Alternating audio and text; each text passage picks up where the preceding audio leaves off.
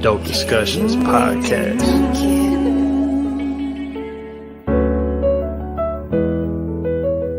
Dope discussions, Gator Erica woke discussions, mob ties, how they rock and think they both was cousins. Gifting you with their words so you might know you something. Just go and look for them live, they do it every Sunday. Every Sunday. And we gon' bring you that dope. And we gon' bring you that dope. It's Gator Beat it, baby. Man, state to state, baby, coast to coast. Like the vibe, baby, spark to jokes. And we gon' bring you that dope. So talk with Erica, man, talk with G. And all you gotta do is talk with me. And we gon' bring you that dope. And we gon' bring you that dope. And we gon' give you that dope. And we gon' bring you that dope.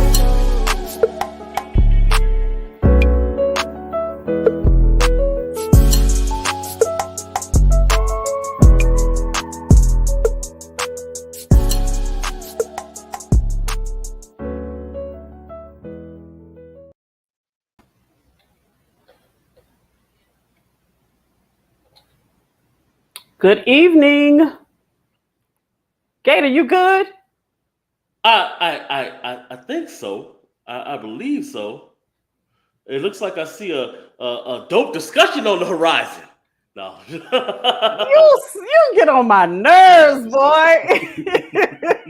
I'm like, are you serious now?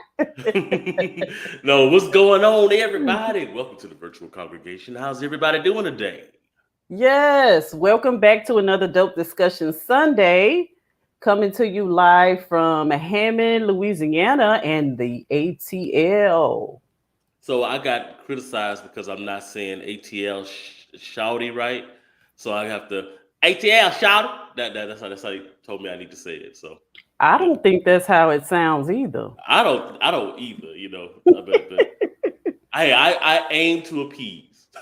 Yes, welcome back to another Dope Discussion. This is your girl Erica and your boy Gator Live. This is a show where we have dope guests and dope conversations about dating, relationships, and mental health. And today I'm excited about the topic that we're going to be discussing. We have a special panel of guests backstage who are going to come out and join us in this topic. We're going to be talking about the evolution of romantic relationships. Wow, that is actually an interesting topic to really push because everything has been evolving over the last few years. I was actually talking to somebody earlier today, and we were talking about how traditional roles and dating, it just ain't the same as it used to be. There's some cues that I used to do that today I'd be considered an old fogey about doing. So, hey. Yeah, so I think today people are rethinking, the traditional gender roles, the approach to relationships, the qualifications for relationships. And we're going to get into this topic because I want to hear what you fellas got to say about it. This is from the perspective of Black men. I want to hear what Black men feel about the evolution of romantic relationships. So without further ado, let's go ahead and bring out our special panel. First up, we have Mr. John Singletary from the Help Myself podcast. What's up, John? Man, I ain't expect y'all to put me on first. I'm simply looking like, who gonna be first? Oh, you. Hey, Gator, man. LJ was back there jamming, man. Y'all got a hit with that theme song, man. Man, my son was getting it. So good. I need to put that on my workout list, man. You're going hard, man. Don't get on iTunes. Yes, well, welcome back, John. Introduce yourself to the people. You're not a stranger to the Dope Discussions podcast, but go ahead and tell the people who you are and what you do.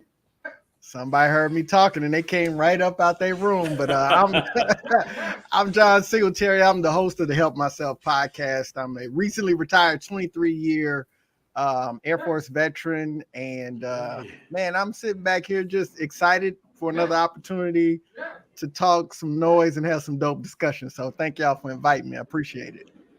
And hey LJ, welcome. He's part of the show too. Oh yeah. Yes. Up next, our next special guest is Mr. Jason Phillips from the Peace and Prosperity podcast. Hey, Jason. Hey, what's up, y'all? First, thank you for having me. I'm super excited to have this conversation and be here with y'all today. Thank you for joining us. You're also not a stranger. You've been on the podcast before, and we always said we wanted to have you back, so I'm glad that you came back. Glad to be back. Yes, and this is a good conversation to have you a part of. All right, our next special guest, my brother from another mother, Derek Jones from the Relationship Gumbo podcast. Wait a minute. Over set tripping? We set tripping on me? No. Don't do that. YouTube, those were not gang signs. I know, right? Let's clarify. Welcome back, D Jones. How you doing? I'm good. How are y'all doing? I'm good. So before I go to you, I forgot to get Mr. Jason to introduce himself again to our viewers and listeners and tell people who you are, what's your background, and what you do. Yeah, so I'm Jason Phillips, licensed therapist, confidence coach, host of the Peace and Prosperity podcast. I'm a licensed clinical social worker. I help individuals with self-love, self-confidence, and I also specialize in anxiety and trauma. And again, like I said, happy to be here. Check out my own podcast, but I'm ready for this conversation today. And I'm from Detroit, so what up, though? Talking about people from Detroit. What up, though? What up? All right, D Jones, you're not a stranger to the podcast, but I want you to go ahead and reintroduce yourself just like you've never been here before. Will do. My name is Derek Jones, and I am a certified life and relationship coach, and I'm also the host of the Relationship Gumbo podcast and also the curator of the Relationship Gumbo Love Academy. So yes, I'm just doing a whole bunch of stuff out here trying to help people get back to this love thing. So trying to help the people. Yep. That's right. Yes. So today's topic, we're talking about the evolution of romantic relationships. You know, we talk about relationships in the broad sense because we don't limit ourselves to just, romantic relationships. We talk about relationships with family, friends, co-workers, all that good stuff. But today we're paring it down and we're just going to be talking about the romantic aspect of relationships, the dynamic between men and women and how that has evolved and changed. And I want to hear from a group of Black men that I respect and admire. How do y'all feel about, the recent developments in the way that romantic relationships are being approached? So I will start. Whoever wants to start off, I just want somebody to kick it off for us. I thought y'all was gonna kick it off. I'm here to ask questions. Look, and I'm the I'll jump co-host, in. so we're just going like after you. So I'll start it off with my first question. Uh-huh. Are you optimistic? And this is for everybody. I want your personal opinion. Are you optimistic about the direction that romantic relationships are heading in? Man, let me jump in here with that one. Yeah, I'm optimistic. I'm definitely optimistic. First off, you have to understand that squeaky wheel always gets the oil or the grease, So a lot of the conversations that are pulling a lot of traction are those negative conversations, but it's important that we don't make the mistake of thinking that those negative voices are the totality of the direction of romantic relationships. And I'm also optimistic because, I truly believe that as human beings, we're created for connection. And I think that at a very base level, we are always seeking to be connected. Yes, social media and technology has thrown some loops in the game and, evolution and change and things like that. We have these discussions all the time. You hear these men get mad because they can't date like their uncles and granddaddies did, but the times have changed now. Women kind of expect you to bring more to the table than, I said so. You got to do a little better than that. Got to have a personality, some values, all that kind of stuff. But I'm optimistic, and I really think that, high vibrational values. We've got to find a way to focus on those couples and those people that are really in the cut doing the work in a positive and uplifting way. Because obviously, if we got on here and said all men and all women were this, that, and it was negative, we probably get about 1 million spins. But we get on here and talk about Black love, and we talk about the family, and we talk about the positive statistics of Black marriage and success of Black families, 5 people will watch, and it might just be us 5. So, we got to make sure. So I'm optimistic in the midst of all that other stuff I said. I definitely agree, man. I think this is the thing. So I'm very optimistic about the dating world right now. There is a caveat to that, though, right? As much conversation is going on out there, there also seems to be a little bit of a polarization, right? The people are taking sides, and instead of actually having the conversations that are needed or taking from those conversations and using what they're getting, it seems like they're using it more to, as armament to go to war, with each other online, right? I think that's why shows like this are so important, is because, like you just said, this isn't a show where we're sitting here down on each other and, let me tell you about Black women. Black women, no, it's not that. It's actually the opposite of that. And while that is the message that I think is the most important for people to hear, especially young people who are struggling right now with trying to find their footing in the dating world, and older people as well, I think there's too much polarization going on. And so while I'm optimistic, I feel like that optimism has to carry a little bit of a burden of putting out these positive messages as well. Because if not, then we're going to kind of end up 10 years from now talking about how all men are dogs again, talking about how all women do this and how, so we have to start trying to find resolution through these conversations, as opposed to continuing to banter them back and forth like it's, a game of volleyball, Yeah. And I'll jump in and say I'm optimistic because I see more Black men and Black women, but more specifically Black men willing to do the work to do healing for themselves. So now when we talk about relationships as a whole, I'm optimistic because I'm realistic in the sense that men ages 20, 30, 40, whatever, are saying, hey, I have some things I want to work on about myself so that I can prepare myself for the relationship that I want. I don't want to have the same experiences that my uncles had, that my dad had, having women coming in and out or seeing them do some things that they say, that's not in alignment with my values. So I think that as long as we can continue to be accountable, have discussions like these, and also just be real about what we're seeing and what's going on, then the future of our relationships will continue to go in a positive direction.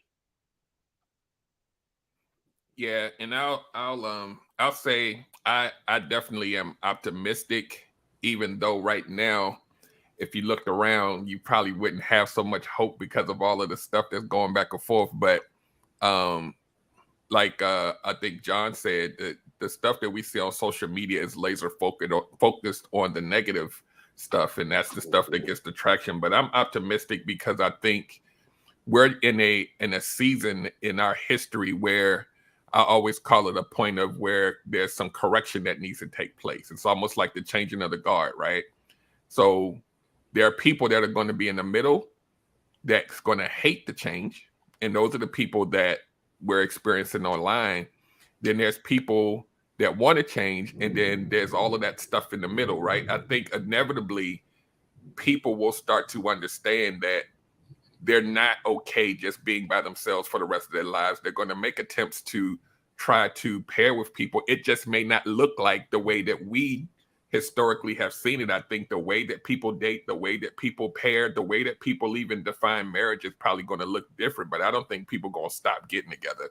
So they're going to figure it out over time, I think. And like Jason said, we have people now that are becoming way more emotionally intelligent than we've probably ever seen.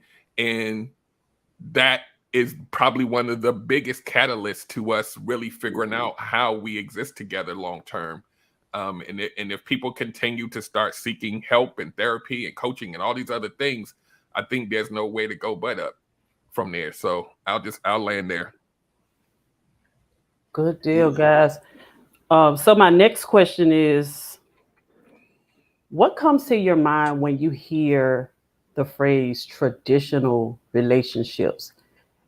Do you get a sense of we should get back there, or should we marry the two, the traditional and the modern? Or, because I see two sides. I see a generation of people who just want to completely obliterate where we come from and just start a clean slate and start something new. I see people who are hanging on for dear life to the traditional roles. They do not want to let it go. And then I see a sector of people who are trying to marry them both together to find their own, to define their own idea of what a relationship would look like for them. So when you hear traditional, do you take any positive from that? It's interesting that you brought up that whole thing. I had a conversation with someone today where we were talking literally about how relationships have changed, right? And it's not the traditional. I think the reason why we're having so many issues right now, as far as relationship wise, and why it seems like there's so much vitriol out there, is because we're in a transition phase as a whole, as a society right now, right? We're transitioning from, the man being the breadwinner and the woman being a housewife to now you've got two incomes coming into a home, but we still have people that are trying to reach back to those traditional values and when we say tradition, let's say the values that we used to.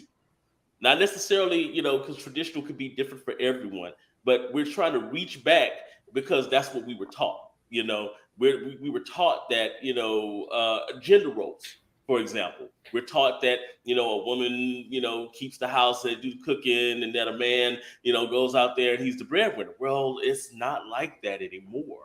So while we're in a transition as a society, it makes it harder for you to identify what part am I playing now, in the relationship. And I'm not necessarily talking about gender roles specifically.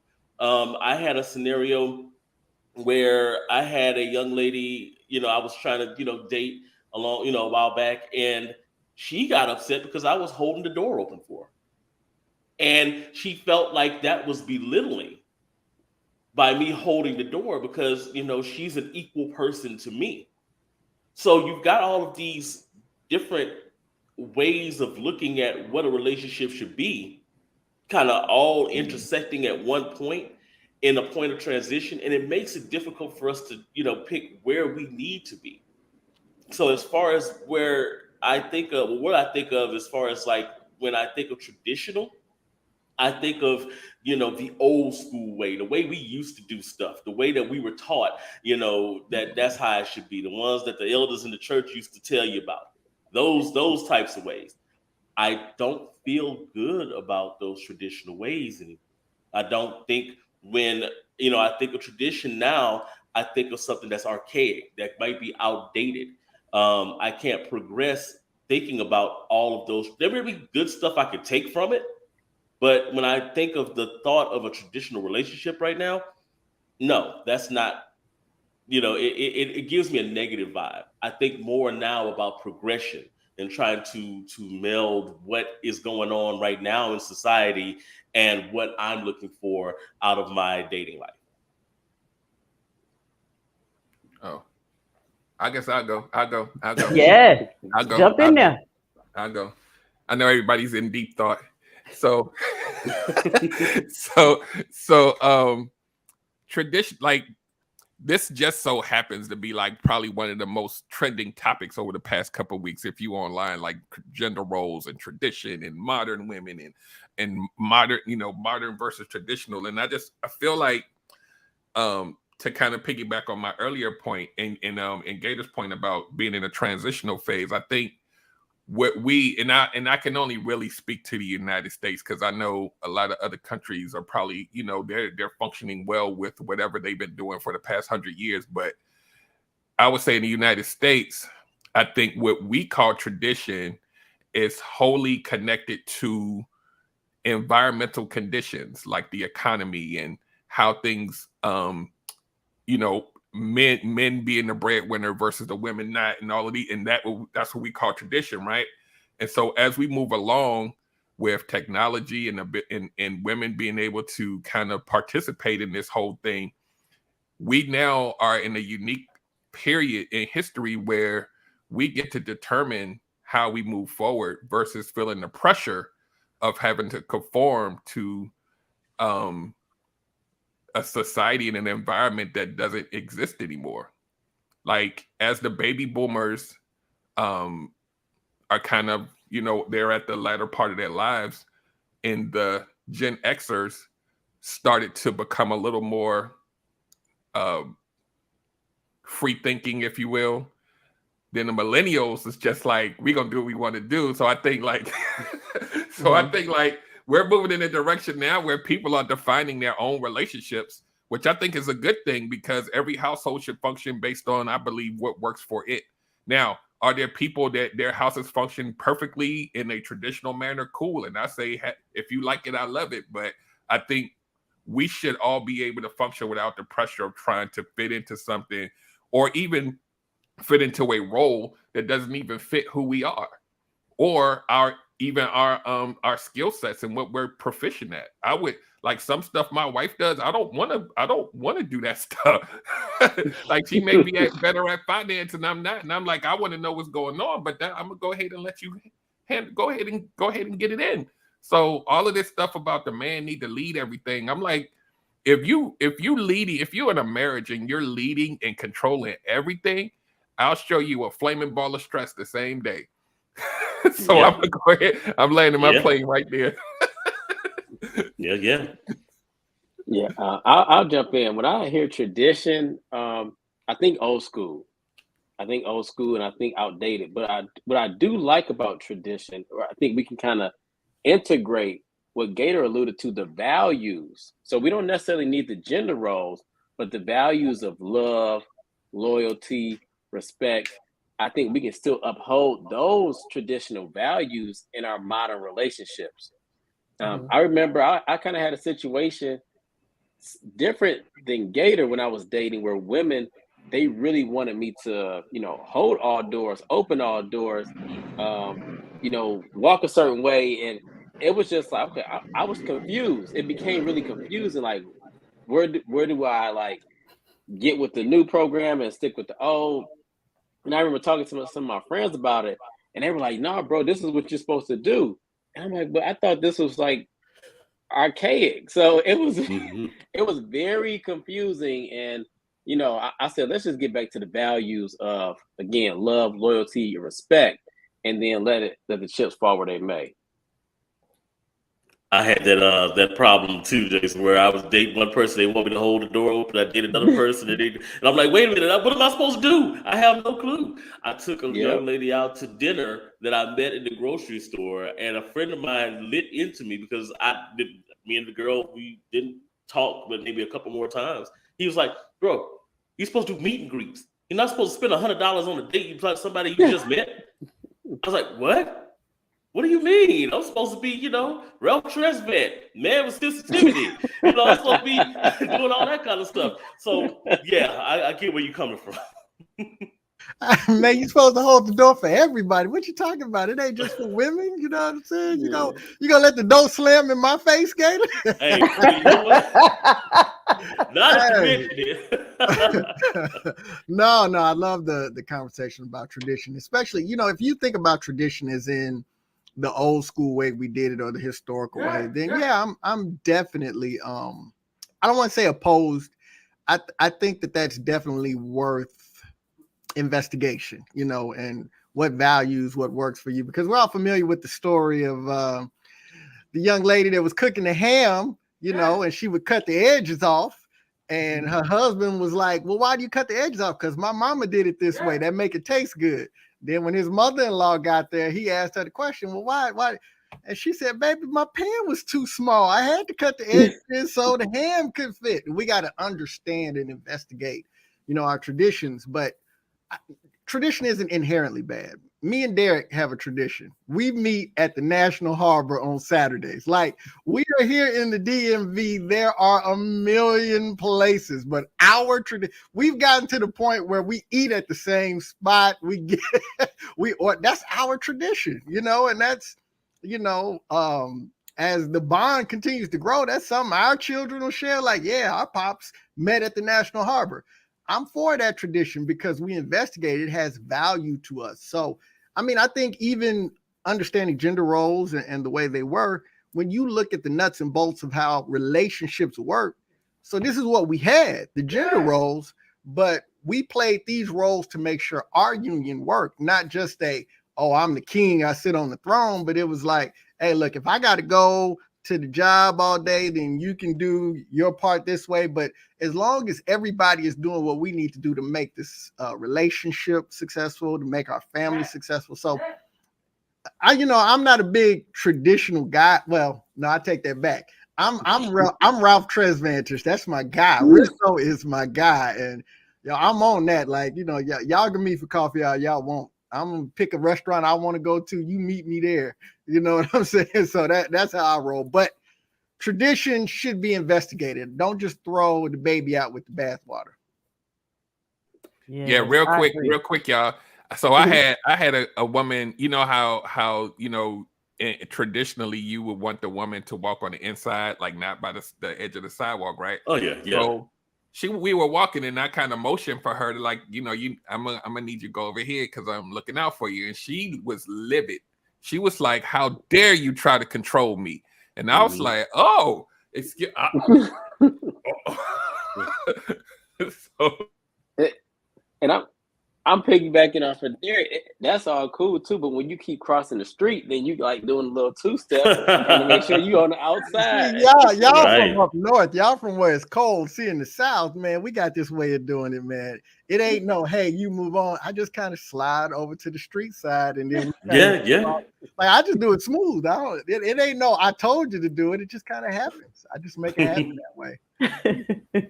So, guys, this is something that I noticed about people who argue for traditional roles, and this is from the male and female side of it.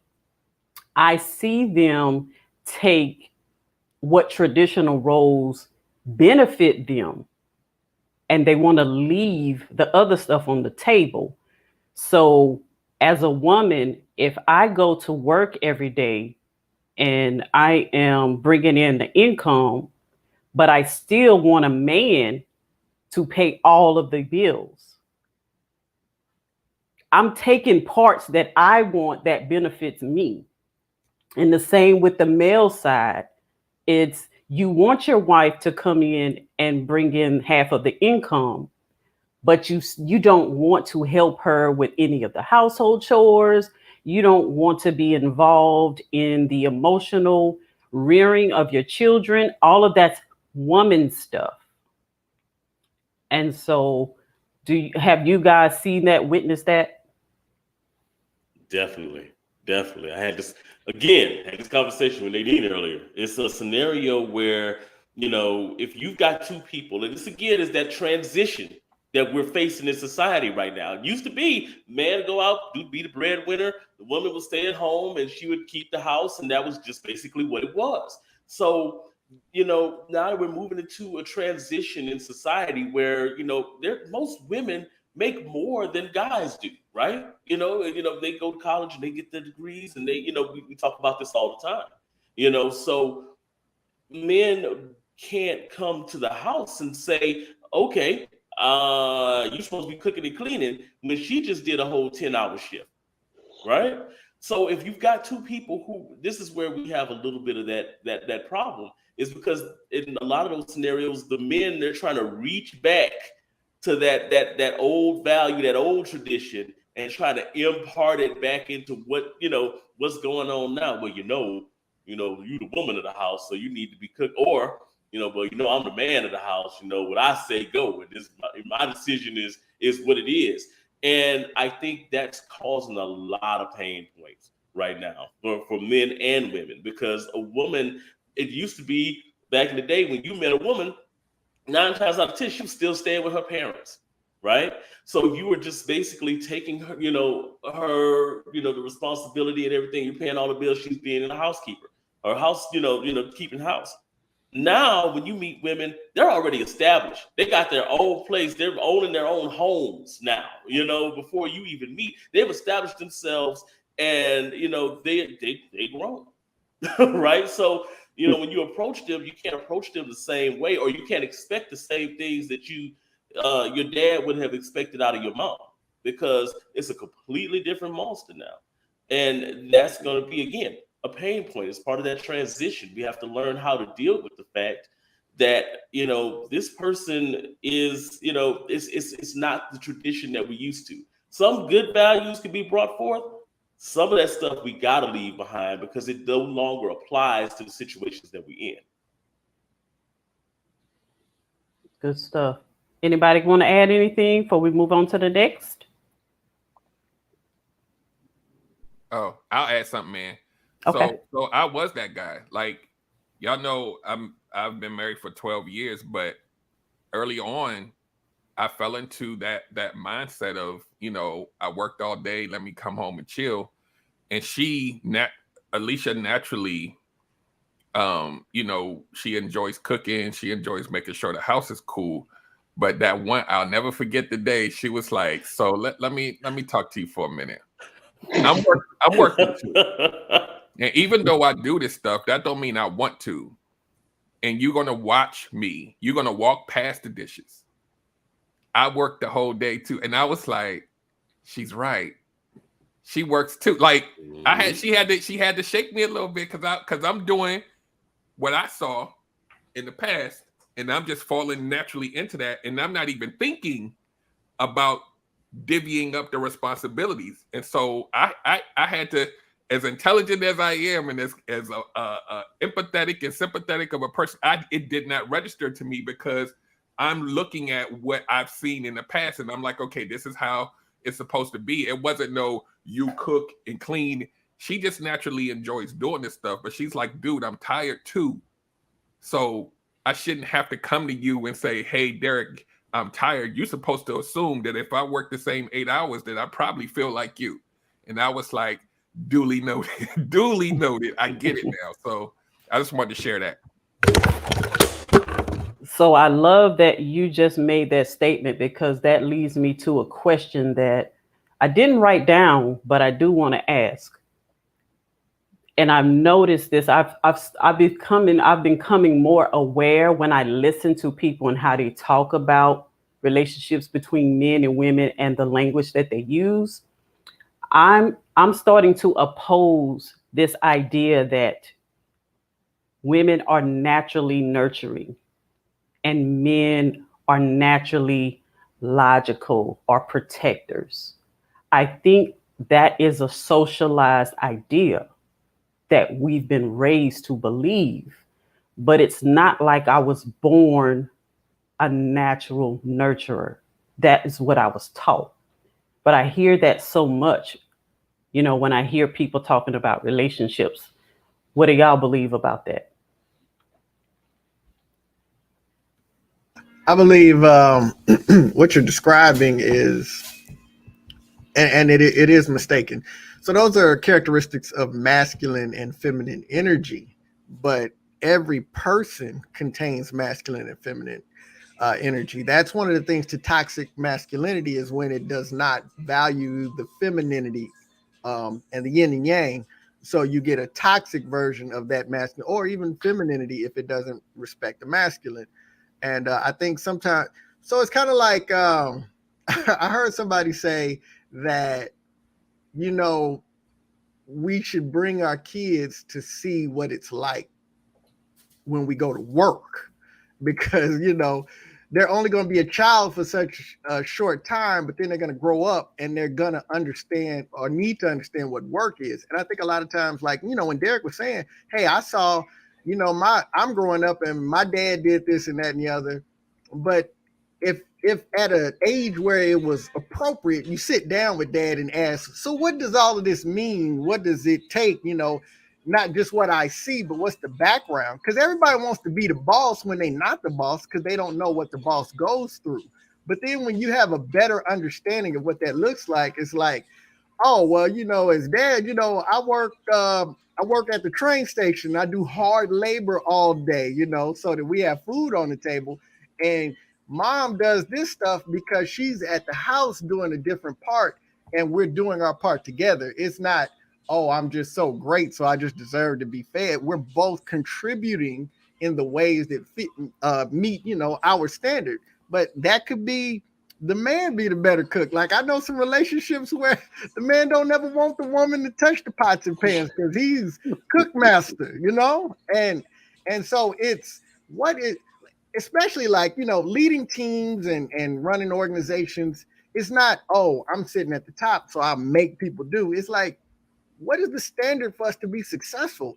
I want to make sure that everybody on the team is supported and given what they need to do their part so this team can win. And if that requires me to get down into the dirt and help and do my part too, then that's what it's going to be. But, you know, it's not, oh, well, you just do that. If you get burnt out, whatever, you know, and you supposed to cook, you supposed to clean. I don't care if I was off all day. I'm going to sit in this lazy chair, lazy boy, and watch TV all day, even though my wife is going around and about to go crazy. You know, no, that's not how that works. So it's not, oh, you're born a woman, so you got to do these things. It's we all have this flow of energy. So where's the area where I operate in my strengths and you operate in your strengths, and we come together like Voltron and, you know, Superpower, you know what I mean? Right. Put the sword out.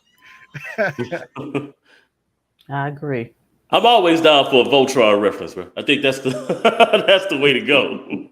No, but you're right though. I mean, I think that we forget that relationships are partnerships, right? I mean, it should be an equal give and take between the two.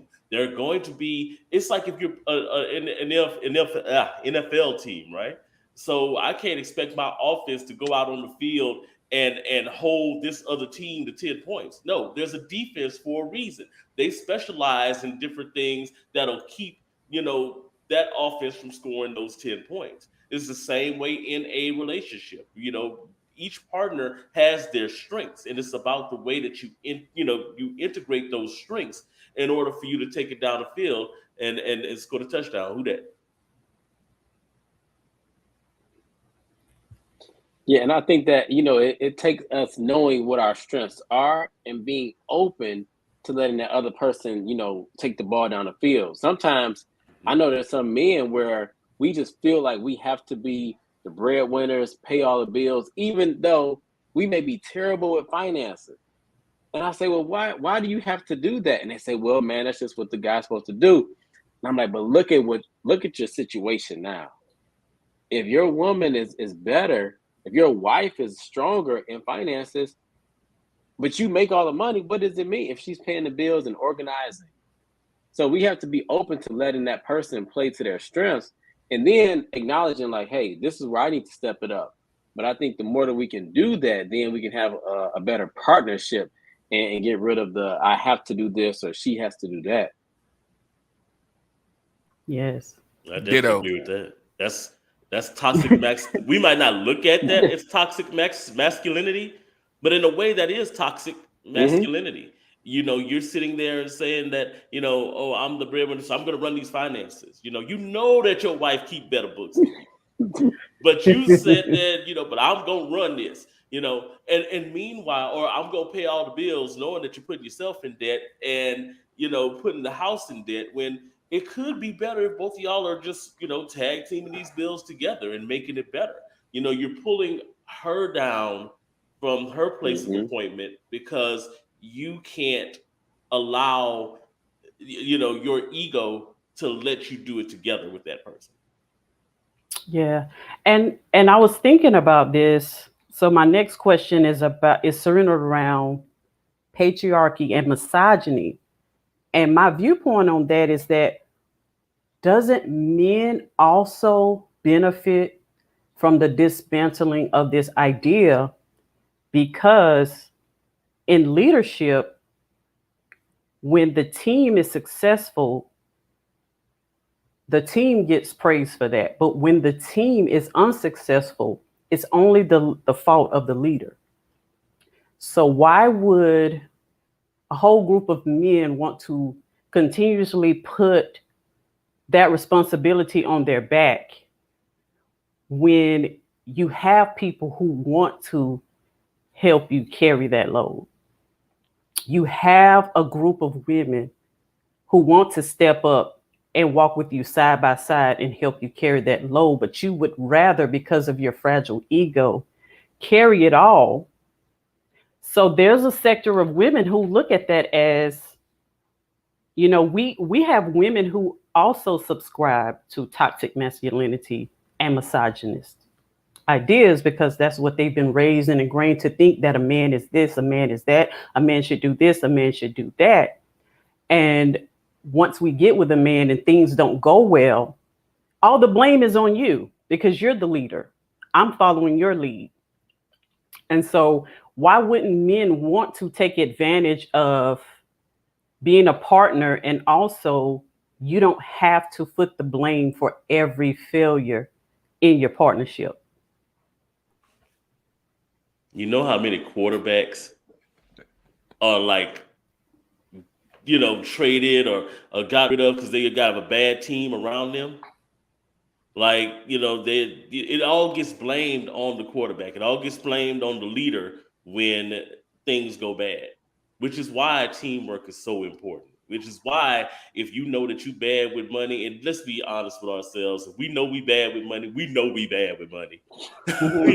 This is why we need this person to help, with these things. This might be a scenario where, she may not be very organized, but you're an organizer.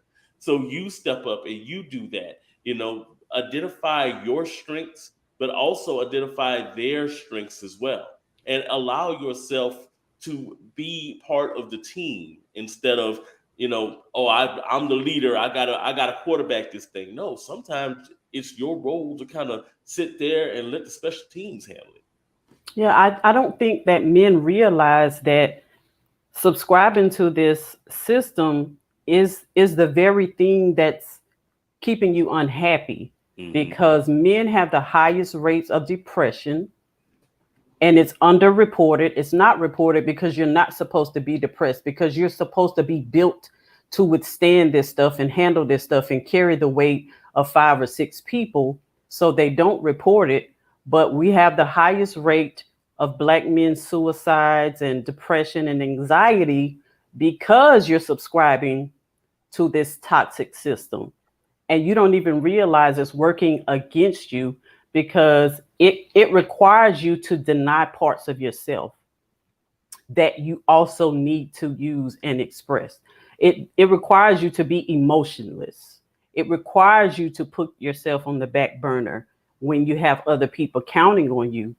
And we're asking you to stop doing that because we want you to show up healthy for us. And, we just saw the big old hullabaloo about the Psychology Today article that came out. But to me, that's nothing new. I know that women have been asking for long periods of time for their men to be more emotionally available and more emotionally healthy. We just didn't really have the language for it to say what it was that we were asking for, because I've heard so many stories of women who have filed for divorce or left their husbands or cheated on their husbands because He was there, he was paying the bills, he was showing up every night, but he wasn't emotionally there. He wasn't attentive to my needs. And so I sought that elsewhere. So we've been hearing those stories for generations and generations, and that's what that looks like. It's just now that it's more talked about, it's more verbalized. Yeah, Yeah, and I think now. Oh, Oh, go go ahead. ahead. You Derek. got it. I was saying, I think now men are being more open to the fact that I need to check in with my emotions. Because before it was, I was always seeing women were the ones talking about it, seeking help for it. But now as men, we're feeling like, okay, it's okay to talk about my feelings. I actually need to talk about my feelings. And when we do that, we realize that I don't know much about my feelings. I don't even know what I'm feeling. So when I go through like the feeling chart or the feeling wheel, brothers are like, wow, I didn't even know there were this many emotions that I could feel. And when we start to acknowledge them and actually do something with them and process them, we show up more whole. But it takes us still checking our ego. And to Gator's point, the quarterback gets the blame.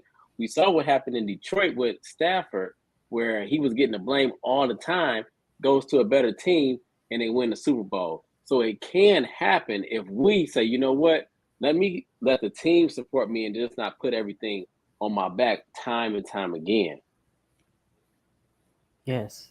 Yeah, and I was just gonna say, also to kind of piggyback a little bit off of what Jason said, but I think when we talk about this whole patriarchy and misogyny and all of this, the stuff that we're, it's always been there, but we have the internet now, so everything is like multiplied times a million. But I think that where you say where people are still buying into it, even with the understanding that dismantling the idea may be a cost benefit to you, it's kind of like, in order for me to, if I were that type of person, in order for me to understand that means I'm going to have to look at parts of myself that I may be afraid to unearth. I'm afraid of even figuring out what that guy looks like because I've been operating like this for so long, and we have the illusion that it's been working for us, right? We hold the stuff in, we behave a certain way, we put all women in a certain box and they need to fit this or else it's not what I want. And the women are like, yeah, that's right. A real man is supposed to be in this box. And so it's not just like, to your point, Erica, women are also, some women are also perpetuating the same thing, right? So it's like, because I know a lot of, including myself, where throughout the years, if you didn't fit this box of a real man, it was like, you ain't no real man. You don't know how to change an engine in a car. And I'm like, I'm an IT dude. Like, I need a keyboard and a mouse. That's not what I do. So it's I think, to Jason's point, I think we're starting, as people like us men here, when other men see other men not being afraid to do it, then they feel empowered that they can now share. Like, it's beautiful to see. Like, I know a lot of us have seen it in real time where you'll be in a forum or you'll be in a group somewhere on the internet, and then men just start spilling their guts. They're like waiting for the opportunity to do it. They just never felt like they had permission to. So I'm all for this change that we're starting to experience now, and I think it'll get better over time. But a lot of men, they will never admit, but they're afraid to tap into that emotional base and being more emotional intelligent. But it's a cost benefit to not just themselves and not just their environment and their family, but to society as a whole. And so we need to keep pushing this narrative forward. So I'll land there. Well, let's be real clear about patriarchy. It was never good. It never has been good. It is a manipulative power grab based on fear. And it's amazing how patriarchy has impacted everything that we do. I shared a post on Instagram and Facebook today. I know it ain't gonna spin on Facebook because it came off TikTok, but and it talked about how we were taught how eggs are fertilized through the lens of patriarchy, that the egg was just passive and the sperm went and the egg has been found to be more active and selective in being a gatekeeper in this process. But patriarchy. So like there's no conversation that can start with patriarchy as a construct that has any quality to it. It's people in power with all of the patriarchy, misogyny, all of the isms, elitism, racism, all of that. These are, it's fear-based and it's manipulative and it's based on control at all costs, not who's best or what works best for the team or the people. It's a small group. And then here's the crazy part is patriarchy works good at the very top, like the 1%, the people that are controlling everything. But for me, Derek, Gator, it don't work for us. But yeah, we subscribe to it like it's a good thing, but it don't work. It don't help our families. It doesn't build any kind of legacy for our communities. It does nothing for us. But we, we'll subscribe to it because, hey, we saw somebody look like it did good for it. But patriarchy is bad. So I just say every conversation about patriarchy should start right there. Yeah. And I believe this wholeheartedly that any system that's set up for only a small percentage of people to be at the top and benefit and everybody else at that bottom of it's like a pyramid scheme. And only the people at the top prosper off of the weight of everybody else that they're standing on. And I wholeheartedly believe that if we were raised in a society, a matriarchy society where it was just women on top, it could also be equally as corrupt and detrimental because there's no checks and balances in that system. So anytime you have an exclusive group of people in power, there's always room for corruption. There's always room for abuse of power. So it could go both ways. So we just need a more balanced way to interact with each other.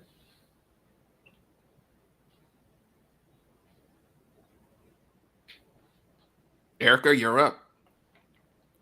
I'm up? Yeah, you up. Mm-hmm. I agree with you, Erica. There's always room. Yes. Yes. And so, what was my next question? I think we covered them all, but I just want to say that this idea of emotional intelligence, I think we're just scratching the surface of it. I love the direction of the conversations, that I'm seeing publicly being talked about as far as men developing their emotional awareness, their emotional intelligence, their emotional maturity. What do you guys think is what we're doing? Is that enough, or is there something more that we can be doing to help a group of men who are just not quite on board with that? Well, the one thing I would say is I just asked all the ladies to be patient with men when it comes to developing emotional intelligence, because for 40, 50, 60 years, men were taught, or longer than that, actually, we're talking about hundreds of years, men were taught that they're not supposed to be emotional. They were definitely not supposed to be emotional in front of these women out here. We were expected These females out here. But no, but we were expected to Can't say female anymore. Oh yeah. That's right. I have to ask all kinds of questions before I even address that. Well, it's okay because a female said it. Okay, that works. All right. but we have to realize that men were always real men don't cry.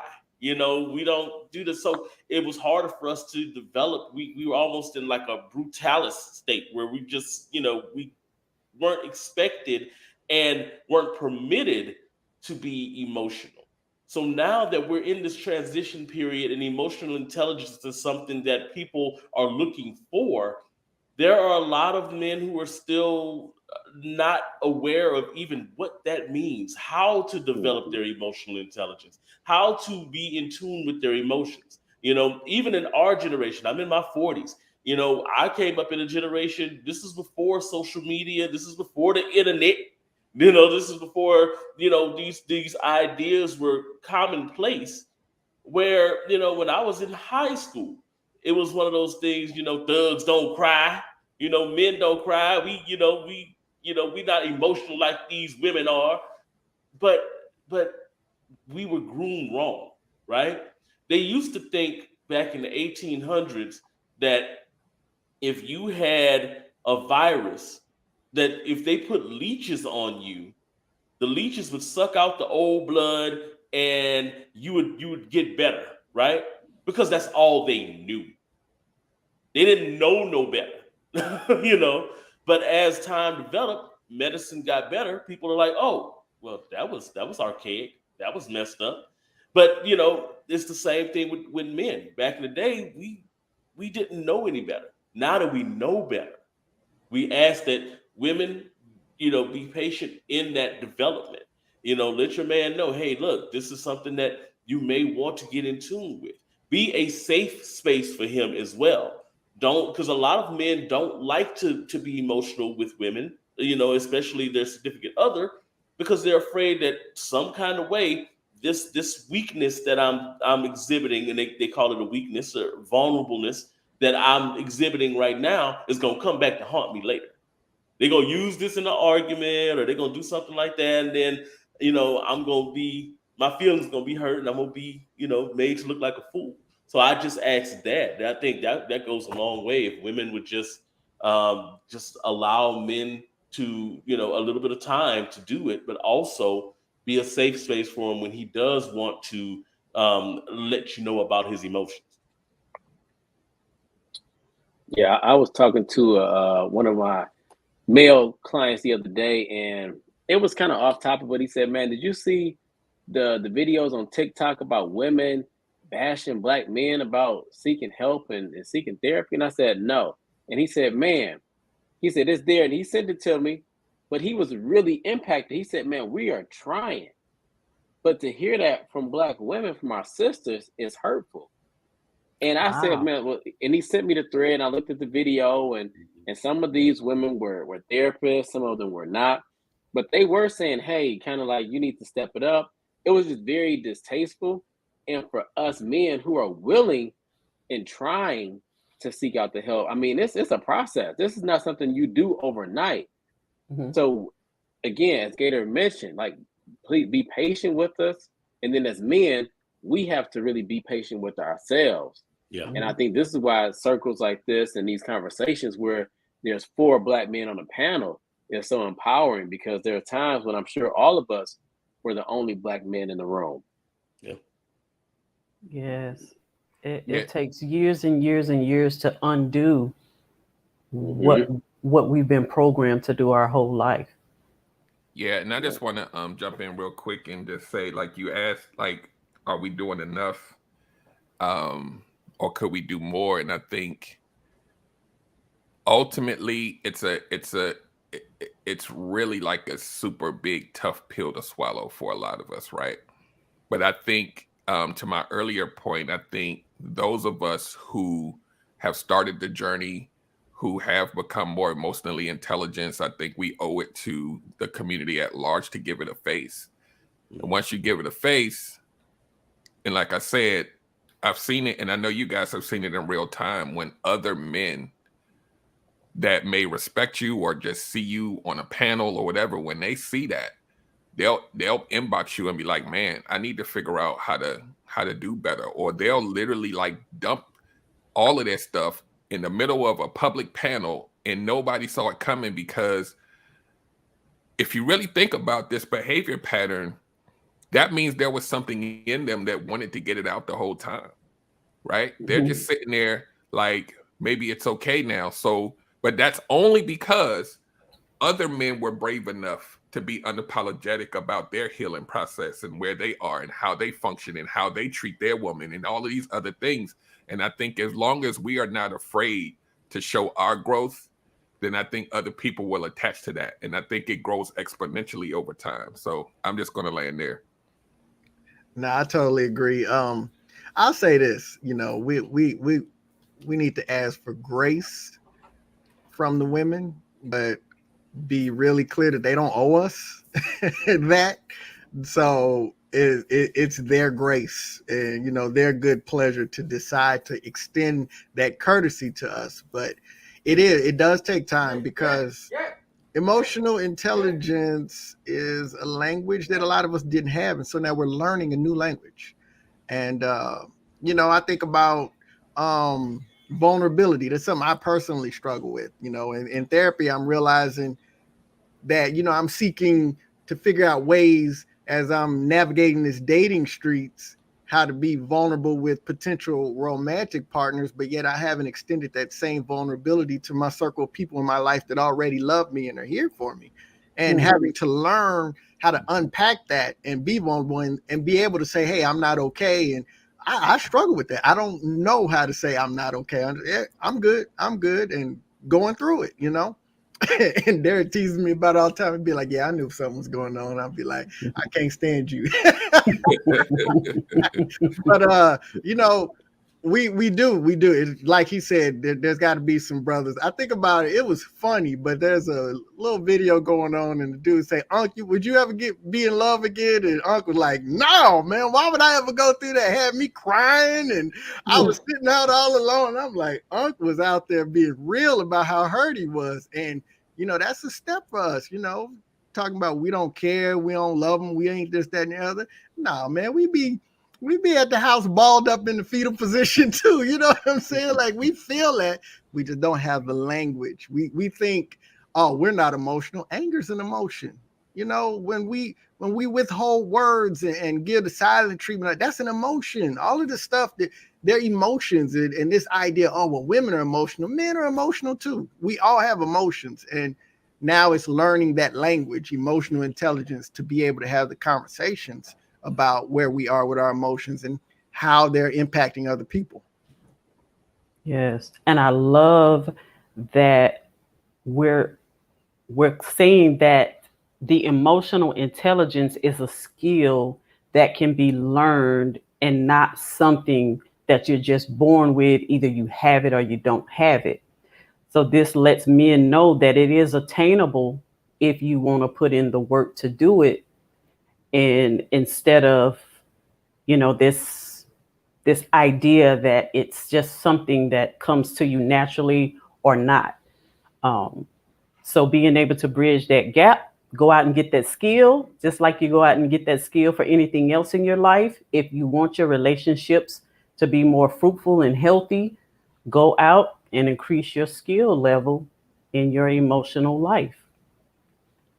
Very much so. If you want to learn Spanish, you go out there and you get your Rosetta Stone, or you get, you know, as much material as you can to learn Spanish. Well, it's the same way with learning, you know, how to express yourself emotionally. You have to go out there and seek that knowledge and seek the, you know, there are materials out there that you can use to kind of help get more in tune with yourself, so you can speak that, you know, to the emotions and the feelings that you have, and up your emotional intelligence. You know, you just have to go out there and really pursue it.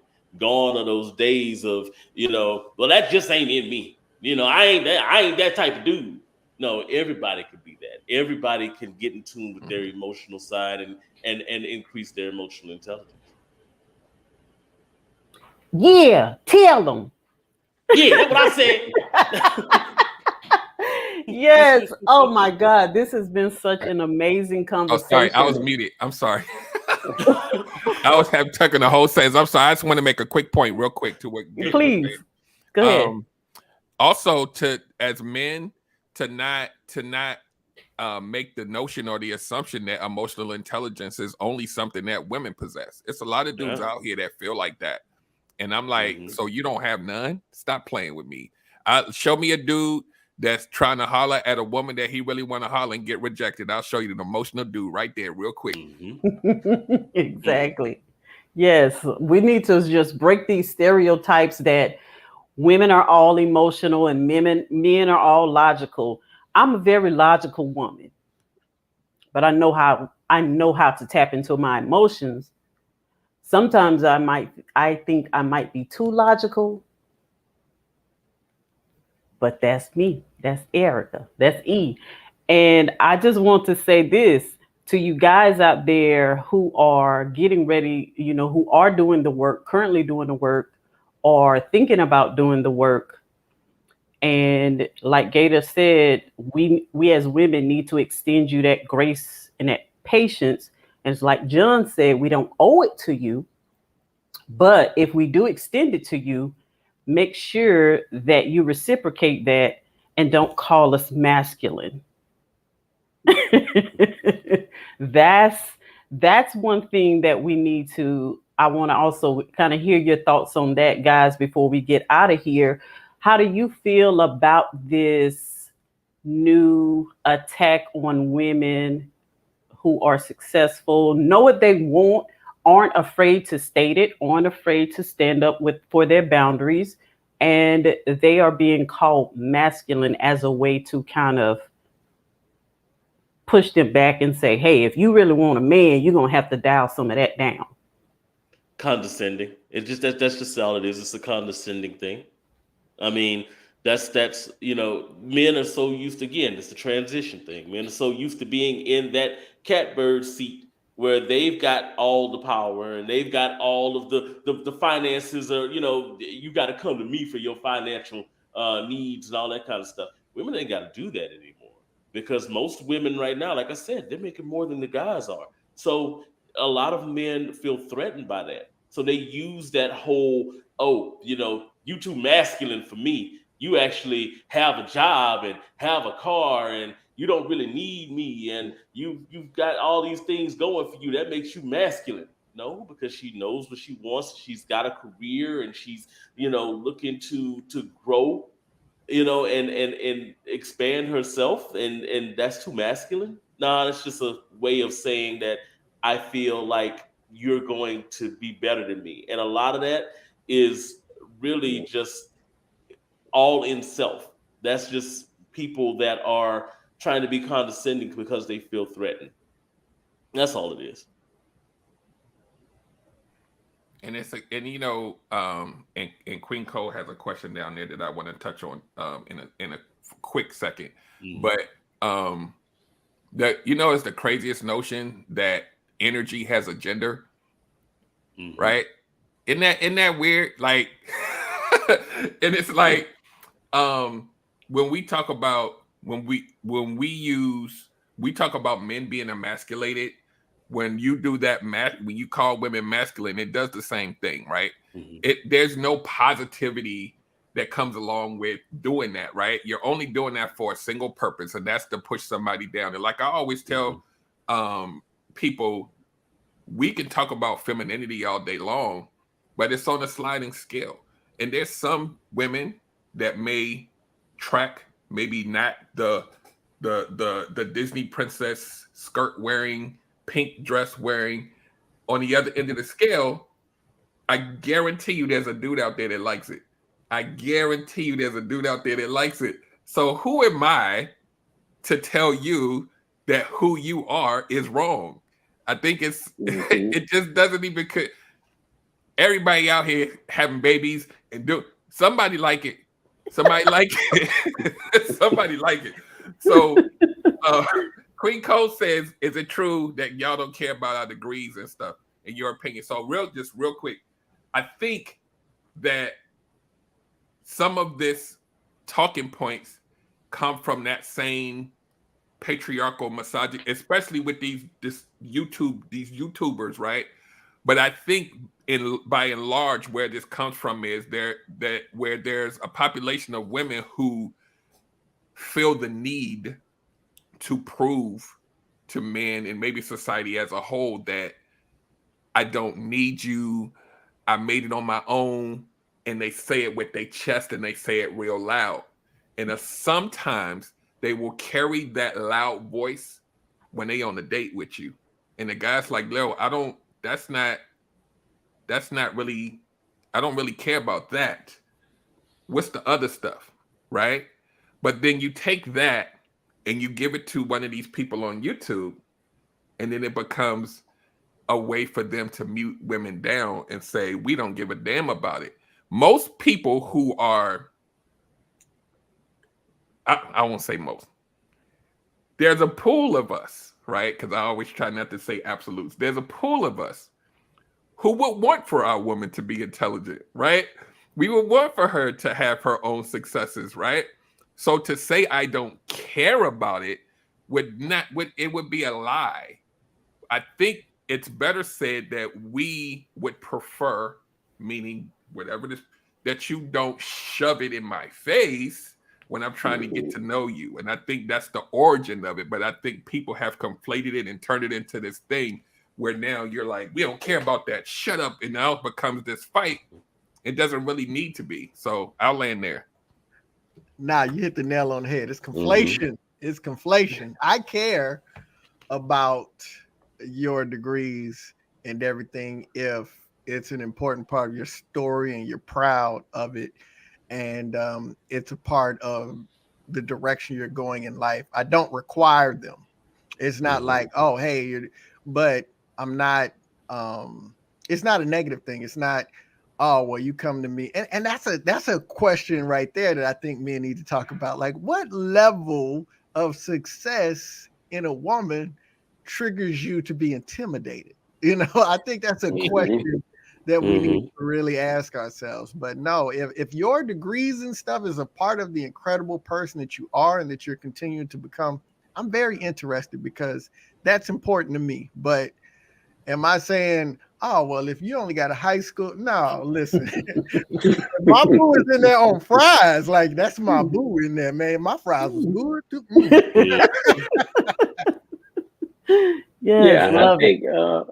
I think some men care and some men don't. It depends on what you value. So when I think about the married couples that I know, some of those who are really placing high emphasis on education, their partner also places that high emphasis on education. So they both have, tons of degrees. When I hear that we don't care about your degrees, a lot of times I hear that from single men more often than not, because they're dealing with their own insecurities, confidence issues, and whatnot. So when the woman has that degree, they become, as brothers have said, intimidated, and they don't want that to be thrown in their face. But it's like, if that's what she has, that's what she has. So it depends on how it's presented, and then also what you as an individual value, because some people want, they want that person, their mother, their kids, or the future mother, to have an emphasis on education. What does that mean? She may have, higher ed degrees. That's very true. And that goes back to the societal idea that if this woman is educated and successful, then in their mind, they're thinking people are going to look at me like I don't deserve her, or why would she, lower her standards for this guy and he doesn't have as much going on as she does. And that's why we have to get out of that societal beliefs and thinking that my relationship needs to look like the standard of what society says it should be. Definitely. You know what, though? I just sat here and thought about it. I don't know if I don't even think the degrees even matter. As long as you got your college education. I just sat here and counted on my hand. I know 9 people right now who make over $100,000 a year, and none of them have a degree. So no, doesn't. It really doesn't. Because when I'm trying to find a partner, I want you to be intelligent. And if you're basing your intelligence on your degrees, then and you're proud of that, I understand it. But I'm not going to, like you more or like you less because of your degree. I also know a lot of people who have degrees and are, have very little emotional intelligence and can't get in a very good conversation or would not be a good partner. So while your intelligence matters to me, you you could shove down my throat the fact that you know how to cook, and that would get on my nerves. So, it doesn't matter to me because I'm looking for, a different thing. But I would like for you to be intelligent. Yes.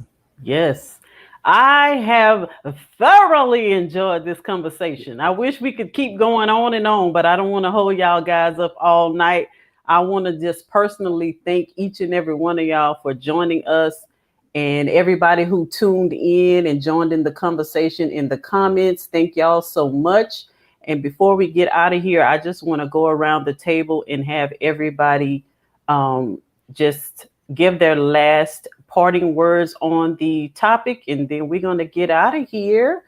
So I'm going to start with D. Jones.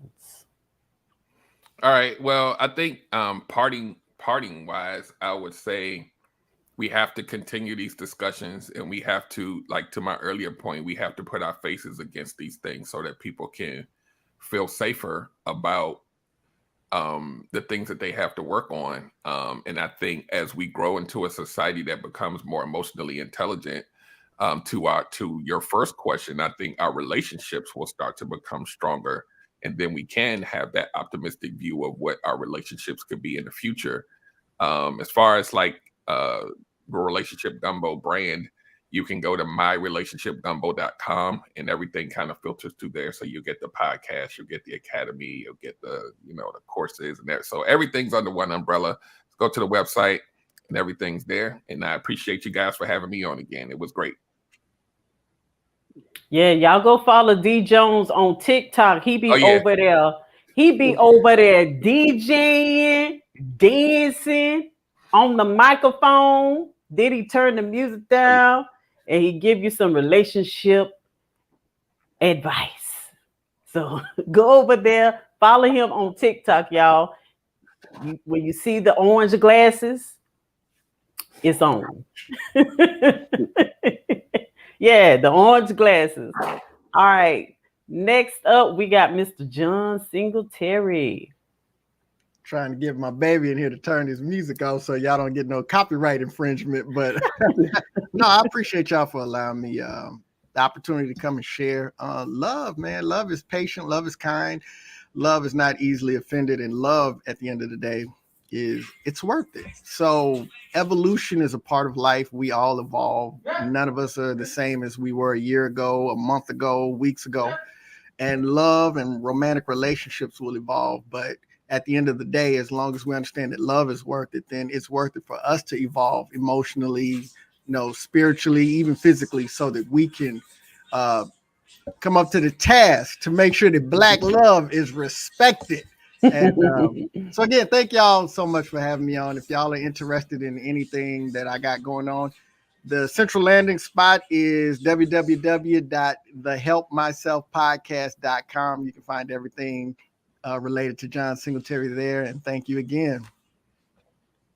All right, John, thank you again for joining us. And Mr. Jason Phillips, what is your parting words and thoughts? One, thank you for having me. Great to be on this panel with this amazing group of brothers. And I would say love is definitely something that we can attract for ourselves. And I would say know yourself, know what you bring to the table, be honest about what you want, and don't settle. So have that awareness of where you are now, be accountable, do your own healing work, and then lastly, take action. So be very intentional about your partner, about the relationship that you want. And feel free to check out my podcast, Peace and Prosperity Podcast. I've had some amazing conversations with dope individuals about love, about relationships. How do you hold yourself accountable, and what does that look like? And then feel free, everything is at my website, jasonlphillips.com. Thank you again. Thank you, guys. This was so amazing. If we can do a part 2, a continuance, I would love to have you guys back in the future, maybe a couple of months from now. And let's see, how has the relationships evolved from today until then? Because I really believe that we're going in a good direction. I love the conversations that I'm seeing, some good, some not so good, but it's all a learning process. We get to see what the pain points of people out there so we can address those. If we keep moving this way, these unhealthy, toxic relationships will become the minority. And that's what I'm hoping for. Definitely. Yes. It's all about the learning. As long as we keep on trying to learn and keep on trying to grow, then that's all it takes. We just got to keep going. The Queen say yes to part 2. Yeah, I think this is good, but this is an enriching conversation. Yes. This was originally going to be a male and female conversation, but I'm going to just shout out my guys. When I hit them up, they hit me right back. See? Bars. Oh man. You Shots ladies fired. out there, y'all was moving too slow. I said I'm gonna make this an all male thing.